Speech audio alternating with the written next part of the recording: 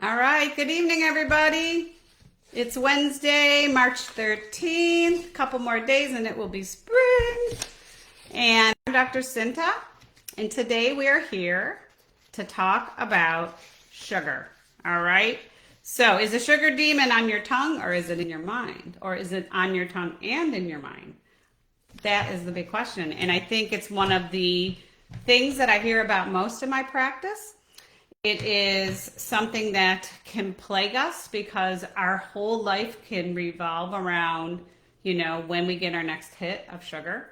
So if you don't struggle with it, I think that's pretty amazing. What I have found is, myself included, that we all have, it's addicting no matter what, right? You give a 2-year-old a lollipop, they run around like a crazy person and they want another one. So we know that sugar is addicting. I mean, if a 2-year-old is addicted to it and wants more, chances are it's addicting. So many of us have some level of addiction. The question is, why do some people have more than others? How do you get control of it so it doesn't run your life? And how can we come to some place where we can enjoy a wonderful dessert, maybe at a special holiday, but not have it take over our lives and turn us back to that person we didn't like before.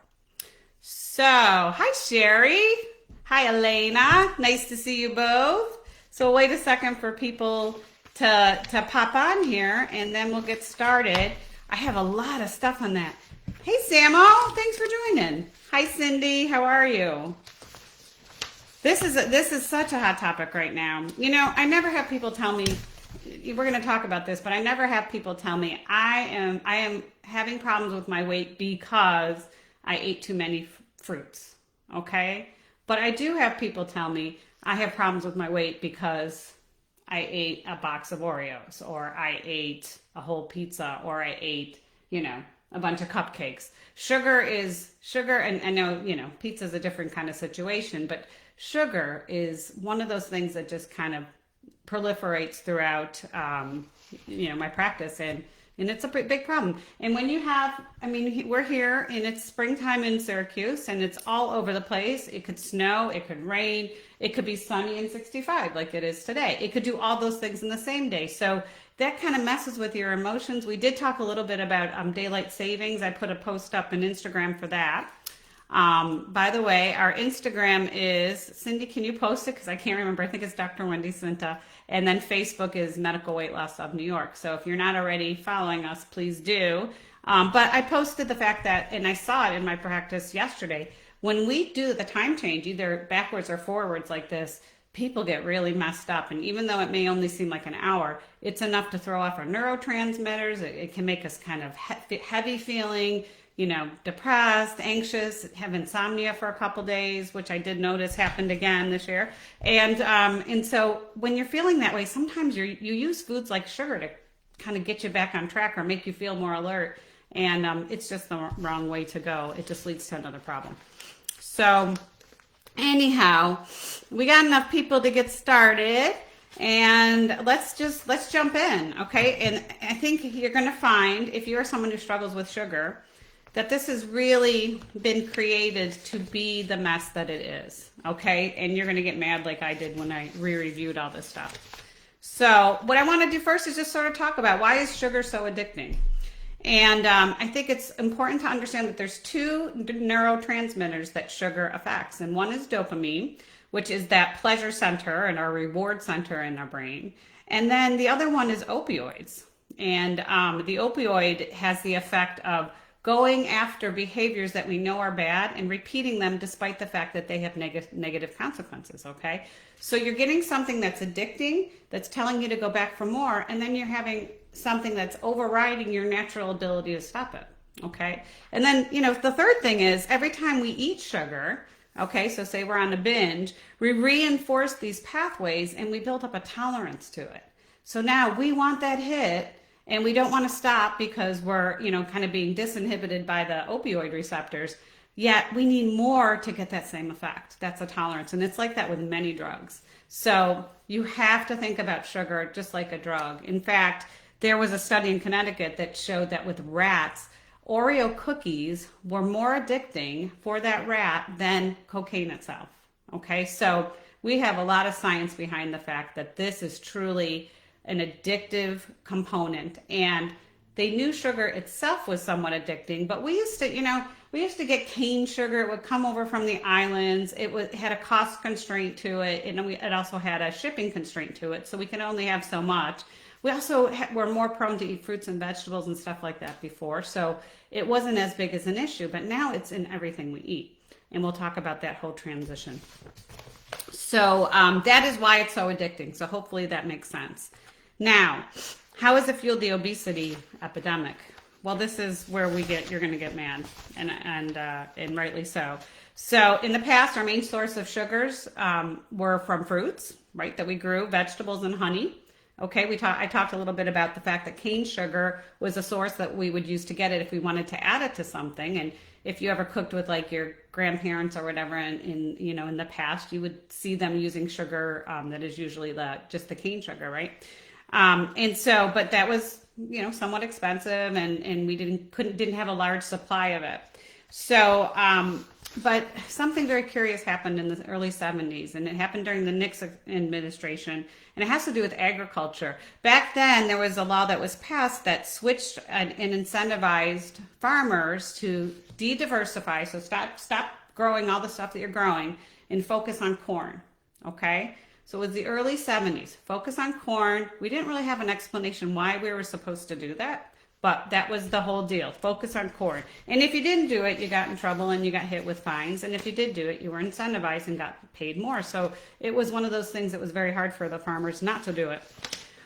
Then coincidentally at the same time, I think it's important to understand the order of this. In the early 70s in Japan, even before we made this de-diversification, something called high fructose corn syrup was created. And it was made from corn, obviously, and it was very, very, very powerful in terms of sweetness. And fructose itself is not broken down by the body very easily, not like like glucose is, or sucrose, which is made from glucose. So what happens is it takes a larger process to break it down. Since it's harder to break it down, it turns into fat cells. It gets, the extra gets stored in fat cells. And so now we start to see some things happening in terms of obesity. Okay. So just to repeat, agriculture changes and everybody grows corn. Then we find that high fructose corn syrup was created in Japan right around that same time, probably before. Okay.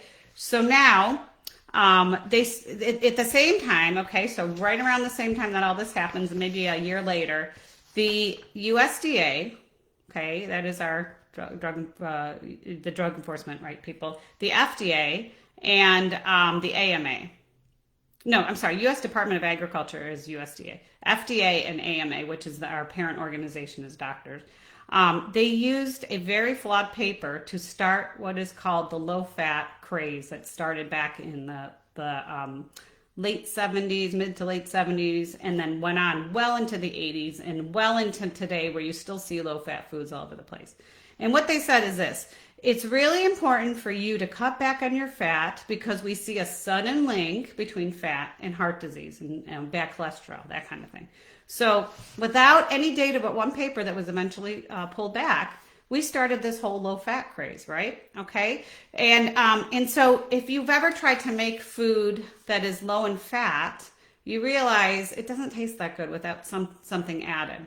So instead of keeping food the same, they started to add high fructose corn syrup. It just happened to be available. It just happened to be something that increased the sweetness, making the food more palatable.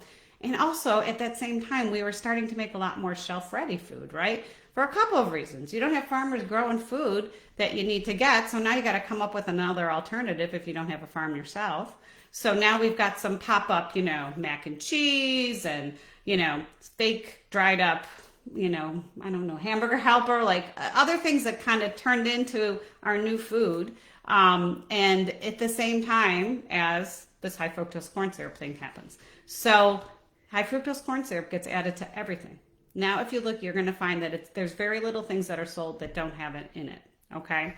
So So the obesity epidemic then starts to form, and it has everything to do with the way that our bodies cannot process fructose easily. It takes a lot of work, a lot of energy, and since it can't be broken down as easy as sucrose into glucose, we store the rest as fat.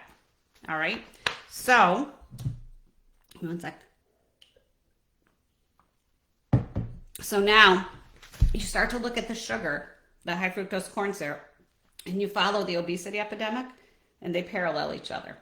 Okay? And since we haven't made any modifications, just change the name of what sugar is, we now have an obesity epidemic that is far worse than it was when I started this field 16, 17 years ago. Okay? There is no end in sight. We have 75% of our country now that is either overweight or obese. We have 2/3 of it, one third to almost 50% that can now be considered truly obese. And in our kids, it is rising rapidly. So that is how the two came together. And it came together because of a flawed paper, because of a policy that changed our agriculture to making only corn and to high fructose corn syrup, which was created well before all of this, and made the food shelf ready, palatable, and unfortunately fed a lot of diseases that makes Big Pharma a lot of money. All right. So now that you know that story, if you're not pissed off, you should be, okay? Because it was created to be the mess that it is right now, to feed the diseases that we have right now. If you turn on the TV watching anything, you're going to see tons and tons of commercials for, this med, that med. I mean, it's ridiculous during football games and stuff how often they come on. And it is to get us constantly worrying about our health. Do we need the next drug? Do we need that drug? All those kind of things. And it's all just to feed Big Pharma. So that's that. That's the frank answer. So the next time you have a medical professional tell you that, or a so-called expert tell you to eat less and exercise more, or why can't you just stop, that kind of thing, I would just say to tell them to shut up and educate themselves, because honestly, sugar addiction is not a character flaw. It never has been, okay? It is a giant setup from the beginning. It was meant to be that. All right, so there's my intro. How's that for warm and fuzzy? Hi, Andrea. How are you? All right, so let's talk about now why sugar is so bad for you, okay? So here's a couple of reasons. Number one, we've already talked about the fact that it's addictive, and it causes weight gain. Weight gain leads to obesity. Obesity leads to chronic health problems that can eventually kill us, right? So we need tons and tons of meds. Another thing that makes sugar bad for us is it can cause so when you have your sugar fix, say you're working late at night and you're starting to get tired, you're like, oh, I'll just have a couple of these, gummy bears, and it's going to help me keep going, right? So initially you get hyperglycemia. So now you're kind of revved up, you're feeling good, you get your work, going, and then you start to see about 30 minutes later that the fatigue starts in. Okay, so they've studied this 30 minutes later. So you better work hard in 30 minutes because the fatigue's going to set in pretty quickly. And then within 60 minutes of consuming sugar, you're going to start to notice that your alertness is falling off, and you're going to start to now have a hard time processing. And so that 30-minute hit is now becoming, at 1 hour, a complication and a deficit. So what are you going to do? You're not going to go grab broccoli, are you? You're going to go get some more sugar, and you're going to keep feeding that wave and feeding that cycle until, you end up with a point where you have such an addiction, a tolerance is built up. So now you have to use even more to get that hit. Okay, so that is another issue that we have. Hi, Lisa. Welcome. Another is that it's pro-inflammatory. So inflammation is at the core of most diseases, including cardiovascular disease. And if you're anybody who has any joint problems, any arthritis, you're going to notice when you have sugar that it's worse, and your swelling gets worse, and you just don't feel as good. It makes a difference. Your mental clarity isn't as good. It also decreases our healing, especially from a nutritional standpoint. If you're eating a lot of sugar, you're not getting a lot of nutrients in. You can't build up your albumin, which helps you fight infections. And from a immune perspective, it also decreases your immunity. Okay, so everything about it is wrong. It increases blood pressure, triglycerides, and bad cholesterol, or LDL, with or without weight gain. So it is an independent contributor to those things. It definitely is related to atherosclerosis, or the vascular complications that we see with heart disease, the stickiness of the plaques and the components of the plaques that we get in our arteries. And okay, so this may not sound as big of a deal, but increased acne. So let's just talk about skin for a second. Increased acne, and then it also affects they're called AGEs, or advanced glycation end products, which are formed by sugar reacting with protein on our skin, which actually forms wrinkles and causes our skin to age prematurely because it affects our collagen and our elastin production. So zits and wrinkles is what you get when you eat lots of sugar. Not a good combination, right? It increases our risk of cancer. It increases our risk of insulin resistance, prediabetes, and diabetes, independent of the obesity. Okay, so all of those things. And then I think it's really important to understand its relationship to our mental health, because the more sugar we consume, it can be related to fatigue or serotonin. It gives us that serotonin hit, which makes us feel great, but then we plummet. Okay, so now we have an increase in anxiety and depression. It also affects the liver, because the excess fructose is stored. It actually is toxic to the liver. So whatever can't be processed and turned into glucose eventually gets stored in the liver and becomes something that the liver just has to slowly process over time, and it can very easily become fatty liver disease. So, and then we talked about the cognitive issue, the wrinkles. So there are all the reasons why, if you're struggling with sugar, you can remind yourself why it would be important to start backing off that. Okay, so I've told you all that wonderful stuff, and I probably busted your bubble a little bit, but now we're going to talk about how to try to stay away. And what we're going to do, starting on this episode today of Wendy's Wonderful Sugar Adventures, is we are going to focus on 4 weeks of either minimizing or getting rid of sugar altogether, okay? And I really want you to take this on as a challenge. Everybody needs to do it, myself included. And it is a time of the year where it's important to start to get some good eating habits down. The weather's going to get warmer. The days are going to get longer. You're going to want to be wearing probably less clothing than you are in the winter months. And sugar seems to be one of the biggest things that gets in our way. So it's a good time to think about doing a challenge like this. Okay. Hi, Lisa. All right. Another Lisa. Nice to see you, Lisa.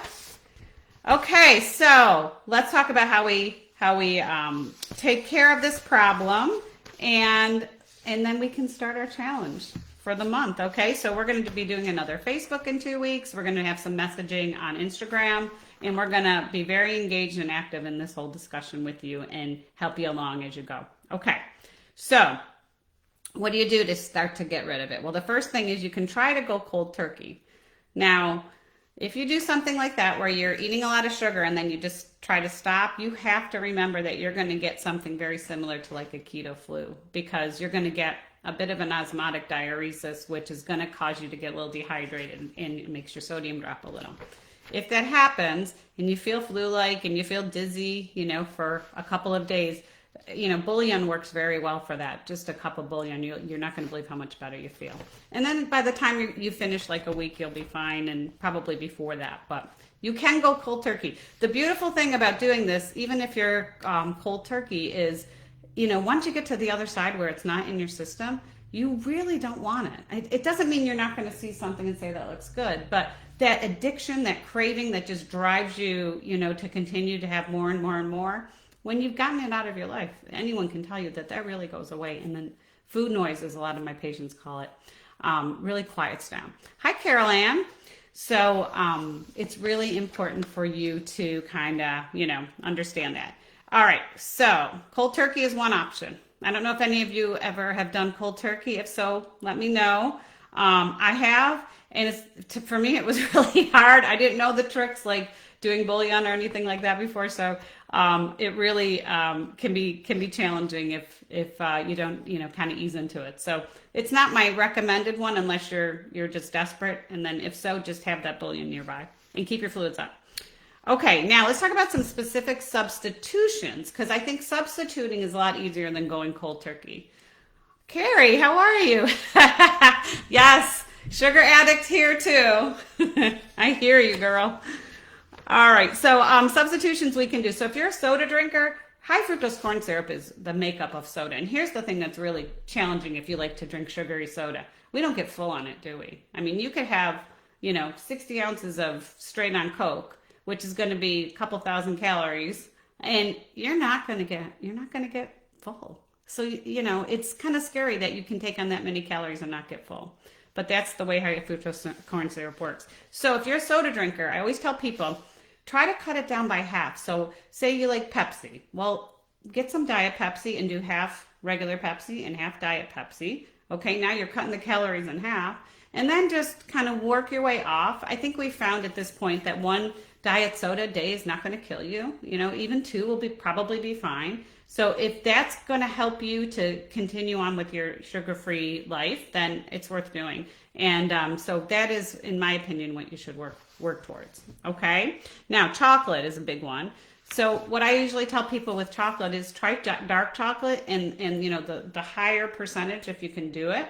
It gives you that chocolate hit, that cocoa hit, without giving you the sugar and the fat and salt addiction components of it. So fat, salt, and sugar in the right quantities is even more addicting than sugar by itself, which we already know is more addicting than cocaine, right?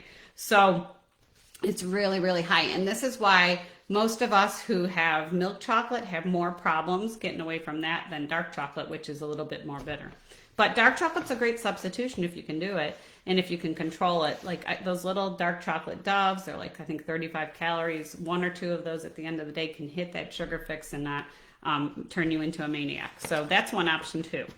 Also, like sugar-free hot chocolate can be a good substitution for chocolate as well.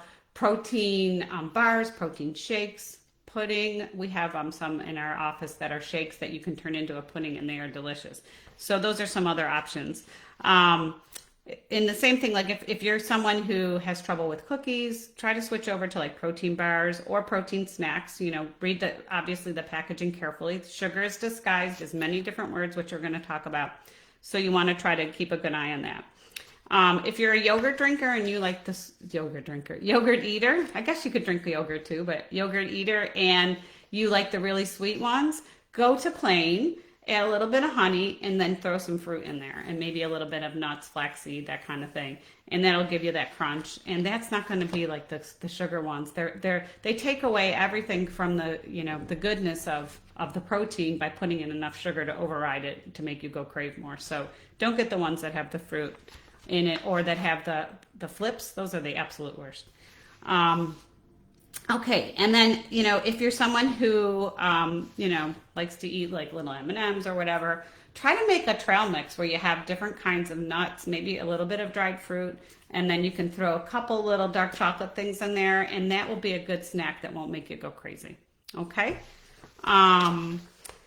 So that is one. Another is, if you can, so do you remember when we used to have all those little snack packs or 100-calorie packs, right?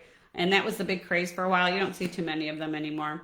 And the reason is, I will tell you firsthand, with my adult and children who I saw, that people would just eat 3 or 4 of them, And so it's not really, it's kind of defeating the purpose. But if you can do something like have a very limited quantity of something to take care of your sugar craving that isn't too many calories, then go for it. So something that we've been very successful with at our office is Yasso bars. Or sugar-free popsicles or fudgesicles, something like that. Those kind of things you can have a limited amount, and many people, at least with Yasso bars, which are protein-based, they're yogurt type thing, and they taste delicious.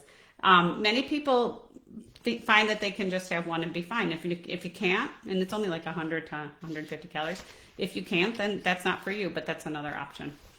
Okay. All right, and we're getting some examples put in the chat there so that you can see what I'm talking about as I roll through this.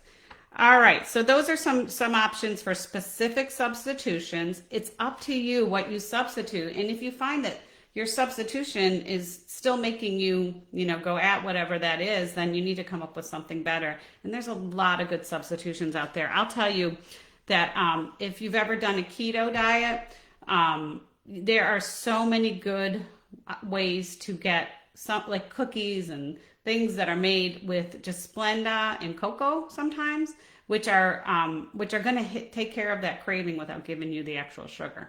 Okay. Now, since we're on the topic of artificial sweeteners, I think it's important to understand the data, because there are a lot of media-driven papers that come out that tend to say this is the answer and that's the answer. And to tell you the truth, there are so many papers written on sugar, on artificial sweeteners, and saccharin aside, we know that saccharin was related to cancers. The ones that are out there now, despite what you see, are generally found to be pretty healthy. I like the tree-based ones, like stevia. But either way, as with anything else, too much of anything might not be too good. So if you're going to have them, pepper them in. But the data on safety, I don't know why we keep readdressing this, because everything up until this point has looked very, very good. Why would we suddenly throw out a paper that says that it's not? And that's what's happening with some of these. They look very safe from a safety standpoint. And then from a weight losing standpoint, again, it's pretty equivocal. I think it moves more to the side of they help you because they give you a little bit of a sweetness that doesn't have any calories versus make you want more. Okay, so that is what I've seen since studying the data, which I've been doing for a long time now. So it's up to you. If I will when I'm trying to lose weight, I like to have a Diet Pepsi a day. It takes care of whatever for me, and it helps me to continue to get through. And it's a little part of my afternoon ritual. It's just one. I don't go on forever with them, but it does take care of that sweetness thing for me. So everybody's different, and if you find that doesn't work and you want more, then that's not for you. Okay, but I would encourage you, if you haven't, and you're really looking for something to substitute for cookies or treats like that, go online and look at some of the keto recipes that are out there. People are so ingenious in some of the things that they have found and created, and these really generally taste very good. Okay, so we've got that for substitutions. We have the 3-bite rule, which we've talked about, right? You can have 3 bites of anything as long as it doesn't trigger you. If you can do that, then do it. Stick to it. Everybody's got a 3-bite food that works, but we also have 3-bite foods that don't work, and those are the ones that we can't do the 3-bite rule with, right? If it triggers us, if it gets us wanting more and more, then that rule doesn't apply. But it's there for you if you need it. All right, something else that I have found helps a lot of people is, instead of having something sweet at night, do something like hot tea with a little bit of honey. And if you, hang on one sec. If you drink honey, words are hard tonight. I am so sorry. If you have honey in your tea, get it locally grown, okay? Because if you have local honey that's coming from the local plants that the bees are going in and out of, then it's going to help your allergies a lot. But if you get it from someplace else, it's going to help the allergies of the people that live in that area. So get it local if you can. We have a lot in Syracuse. We have a lot of people that have homemade honey around here, and it's fantastic. It tastes great too. So tea with honey is another option. Another thing, and then I think I'm pretty much done with my substitutions, is using fruit. Okay, so let's talk about fruit for a second, because all of a sudden when low carb diets became popular, fruit became the bad guy, right? Now I'm going to tell you that when we didn't have an obesity crisis and people were growing their own food and eating their own food, there was a lot of fruit that was consumed, and it was one of our number one ways that we got, glucose and sugar. And here's the thing about fruit that makes it, if you're on a low carb plan, fine, you have to be careful of your net carbs, and in that case, you got to be careful with the fruit. But if you're just doing a regular diet that's either calorie controlled or a healthy diet like a Mediterranean diet or primal diet, paleo diet. There's a new one called the Atlantic diet that is out, based on adding fish in and allowing for meats and stuff like that. These are very healthy diets, and they all have. You can have fruit. The beautiful thing about fruit is it's a complex carbohydrate, which means there's several bonds that need to be broken. It's not like sugar that just goes in and goes directly into your bloodstream. So your body has to metabolize it, but it also has a ton of fiber and phytonutrients, which are great for you. And if you eat a piece of fruit and you drink a big glass of water, guess what you release? GLP-1. Okay? So you don't have to go spend $1,000 a month getting Ozempic. You can just do it with your fruit and your water. All right? So don't forget that. Fruit is okay, unless you're doing low carb, in which case you have to be careful. But fruit was never a bad thing. I hate that happened. Lukewarm water with full fresh squeezed lemon or several tablespoons of apple cider. Yes. Oh, yeah. Especially with the apple cider vinegar because you're making it more basic, which your body likes. That is a great suggestion, Carrie. Thank you for that. Okay. So those are some ways that you can back off of sugar for 4 weeks in our challenge and give it a try. And we would love it if you shared with us the type of things that you're doing to help make it easier for you. But either way, it's a good time of the year to just focus on this. All right. Now, as you, other thoughts to consider as you're getting ready to eliminate sugar, you want to prepare your house for change. Okay. So we've talked about this before, but get the bad stuff out. Make sure, you have plenty of things that you can use as substitutes. If fruit's going to be your thing, that you have it there. I encourage people to, get some like berries, which don't have a ton of, sugar, which again, sugar and fruit, not a bad thing. But I always tell people if you're going to have a piece of fruit, pair it with some protein so that it kind of neutralizes and helps the glucose stay pretty stable. Fruits will do that anyhow because of the fiber, but it's good to pair it with the protein and it'll last longer in terms of keeping you full. But cut up some veggies, put them in cold water, put them in the fridge, grab some berries or something and wash them off and have them ready. You can grab them when you get a little urge and, get all the bad stuff out of the house. And if you have someone else who likes to eat the bad stuff, have them put it someplace where you can't see it. And that way you're not getting signaled to take it. Something you can do too to help you with the weaning process is chromium picolinate. And we've talked about this before, but 3 times a day with meals is a good way to start it. 200 micrograms. If we could put that up there, we do have it with Metagenics on our website. And that definitely has been shown to reduce sugar cravings as you go through the weaning process. And also if you just, definitely they've studied it for premenstrual cravings and stuff like that. Works very well for that. So that's something you can get easily to help you along if you do start to struggle. Okay. And then, later on as we move through our process of our sugar challenge, we can talk about different medications that can help with this if it is really a problem that you can't get hold of by behavioral modification. And 2 that we like to use a lot in our office are Topamax and Vyvanse. Topiramate is Topamax and Vyvanse is lisdexamfetamine, I believe. But they are both really, really great drugs that help that dopamine response that we were talking about at the beginning. All right. So that is everything I have except for some questions. And if you guys have any, put them up in the chat. And I'll read you. I think I have 4 right here. Make sure I got them all. Yeah. Okay. All right. So John asks, I have heard that there's 120 different words for sugar. Is that true?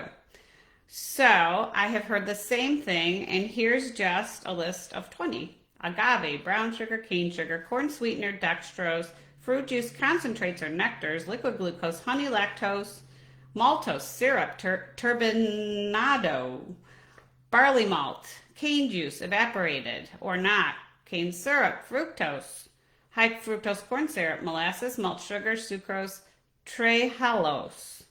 Okay, so yeah, hidden sugars are everywhere. They're hiding them for a reason. It's not good. But just you need to learn what those words are, and you need to, be aware as you look at your food for them. Okay? All right. Maria asked, my doctor told me I shouldn't eat fruit because it has too much sugar. I've always heard that fruit is good for you. What's the story? The story is, as I already said, fruit is good for you. It has great fiber. It has great phytonutrients. It has lecithin. It has all these wonderful components that help you. The fiber helps you move your bowels, keeps you full. Very good for you. And so it got a bad rap for the wrong reasons. And unless you're doing low carb or ketogenic diet of any kind, you really don't need to worry about that. And you can have healthy, complex carbohydrates, which is what fruits are. All right. Okay. Now, Rochelle asks, why are some people more addicted to sugar than others? I have a friend who can eat 5 M&Ms and be fine. I don't know anyone who can do that personally, but good for your friend. That's awesome. I eat one and the whole bag is gone before I know it. Yes, I agree. M&Ms are very difficult. So are robin eggs. So are those little Hershey eggs. So are just about every Easter candy that I've ever seen. I think I'm just talking about myself here, but all those things. So I will tell you that since we're talking about addictions and we know sugar is an addiction, has addictive qualities to it. If you have any addictions in your family, whether it's a drug addiction or a smoking addiction or alcoholism, anything, or gambling, anything that can hit the dopamine receptors, there's a very good chance that you're gonna struggle with other things that have addictions, including sugar. Okay, so when I find that someone has a really big problem with sugar, I will ask about their family history. I will also ask about family eating behaviors, because I'll give you an example. In our house, when I grew up Italian, and we would, cook, sit down, eat at the table, talk a lot, interrupt each other, those kind of things. And then at the end of the meal, we'd always have a little something sweet. And it didn't have to be like a big fancy dessert, but it was a little something. And so now when I finish my meal, I don't, no matter what it is, especially at dinner time, I feel like my meal's not done until I have that something sweet, because that was a behavior that I grew up with. So if you grew up in a house that had behaviors like that, or a lot of fast food, a lot of sugar, a lot of ice cream, big bowls of ice cream, kind of dysfunctional eating in that way, where there was too much of that stuff, then you could have developed a tolerance when you were younger, and that might be why you're eating a lot of sugar now. Okay. Another is any kind of childhood trauma, especially trauma that whether it was physical, emotional, sexual, anything like that. When you're young and you have to kind of console yourself, you learn pretty early on that foods that are high in sugar can make you feel good. And there's a disorder called binge eating disorder that we work with a lot in our clinic. And it really is going and getting something that is, really bad.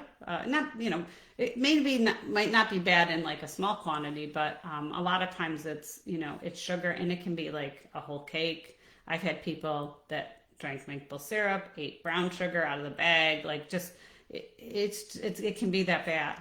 And with binge eating comes that quality of soothing yourself, and oftentimes it is something where people escape, and then they follow up with, unfortunately, kind of self-hate and loathing after that. It's a cycle.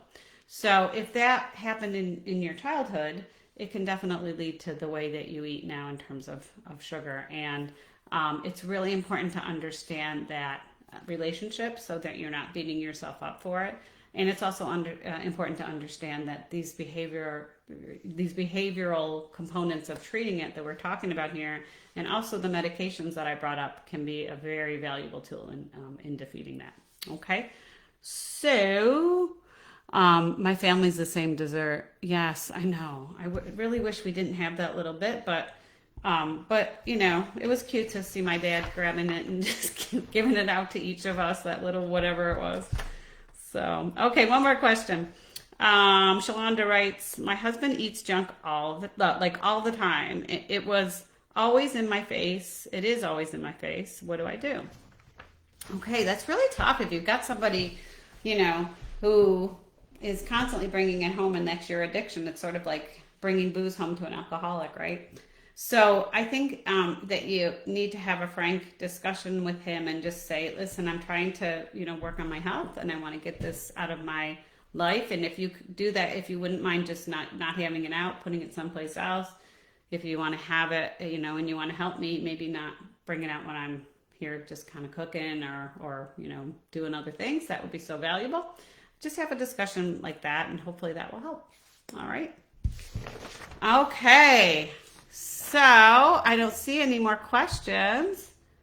39, a little longer than I wanted to go, minutes. But anyhow, hope this was helpful to you guys.